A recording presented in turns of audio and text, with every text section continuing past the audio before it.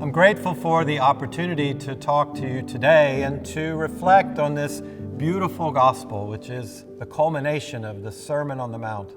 This technology allows me to speak to all of the dioceses today at once, but I look forward to continuing our encounters with each other in person. Now, we all like to imagine possibilities. We daydream about great results from our plans and efforts. Our spirits are lifted with the hope of good in our future. As your bishop, I experienced this with my first thoughts of moving to Florida. I knew of the beauty of this state. I pictured the sandy beaches, the beautiful spring-fed rivers, and Spanish moss-covered live oaks. I quickly learned that in addition to the beauty of creation, there is a profound beauty and legacy of faith here. During my ordination and installation, I was moved by the history of our diocese and humbled to join the line of faithful men and women, priests and nuns and bishops whose sacrifices brought the Catholic faith to these shores. Before arriving in Florida, I looked at your websites and videos to see communities giving praise to God in worship and hearts of service to the poor, actions of bringing the message of the gospel to life. Speaking with Bishop Estevez, I learned of efforts to protect the vulnerable and to pass on the faith to young generations. He told me of the generosity of people here, even during the struggle of the pandemic.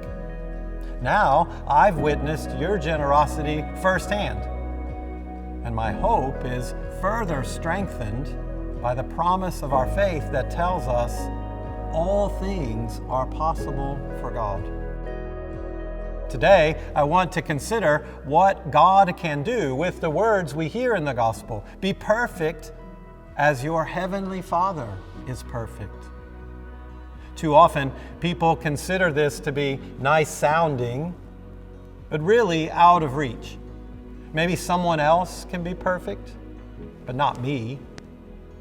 We should remember, however, that God does not give commands that are impossible. God always provides the way for us to follow His will. And so we should take another look at this passage. Allow God to open your hearts and eyes, your mind, to following Him more closely. Part of the problem for us is that we consider perfection to be a permanent state. In our minds, we think, once I fail, I'm no longer perfect. And since I have failed plenty, there's no going back. Even if I were given a new chance, I'm certain I would fail again and lose it all.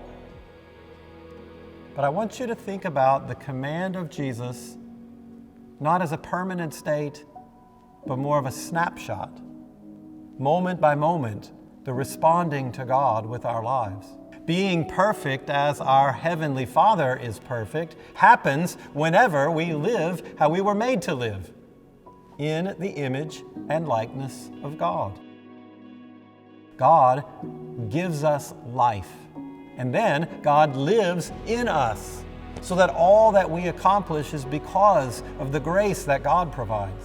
And every time we cooperate with the grace of God in us, those are moments of perfection. Living perfectly with God, right here, right now, is possible. One of the virtues that brings us to perfection is generosity. God is perfectly giving, and when we give from our hearts, we are like God. Even if we have so much less to give, God only expects for us to give what we are able.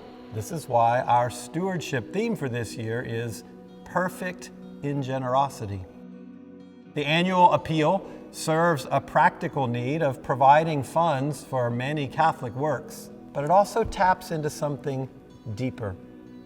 When we understand the mission of Jesus, we look for ways to do our part.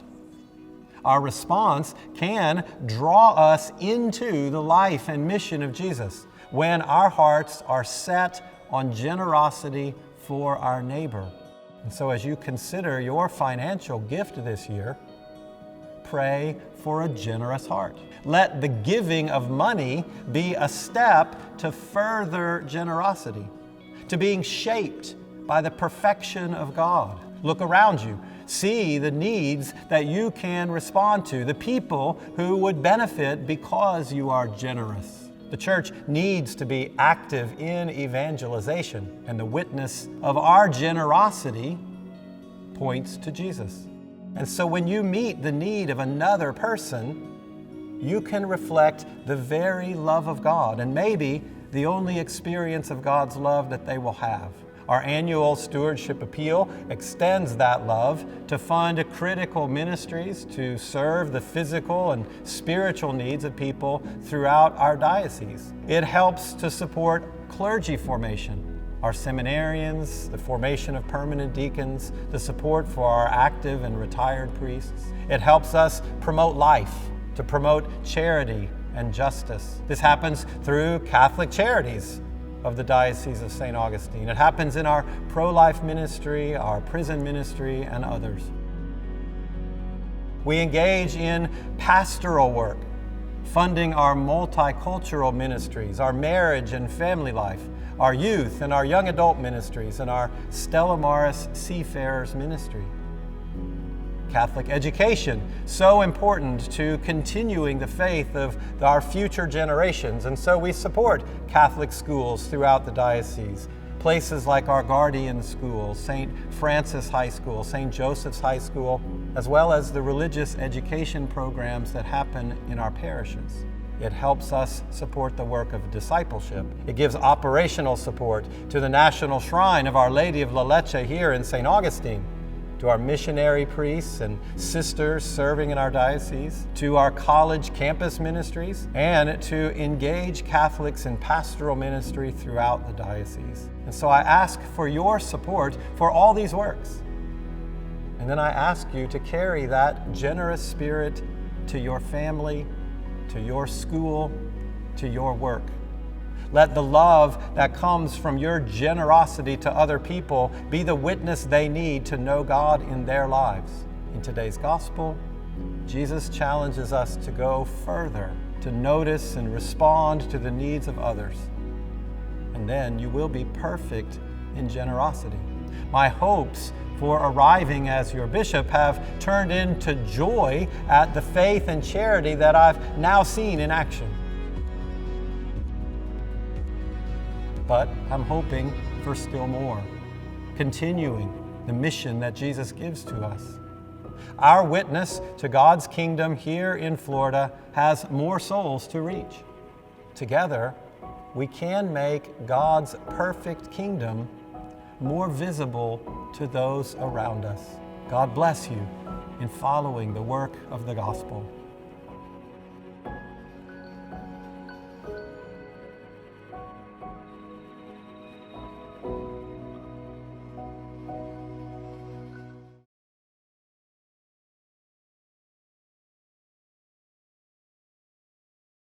Hello, everyone.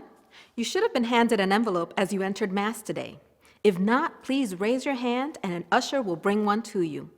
Please take an envelope even if you have already given in the mail or are unable to give at this time.